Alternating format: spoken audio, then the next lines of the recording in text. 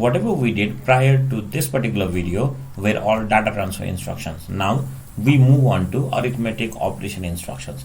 So the first arithmetic operation instruction that we're going to do is instruction add. So the syntax for add is we basically write add and then provide a register reference here.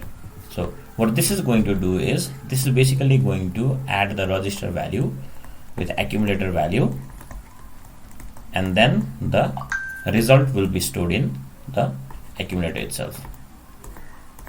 So suppose we want to add two different values, 12 and or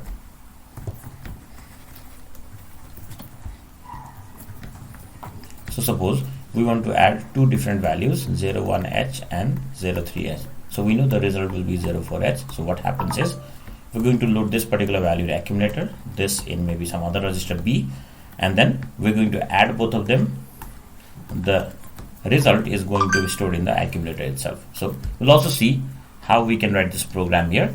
So first of all, let me load the first value 01H in my accumulator.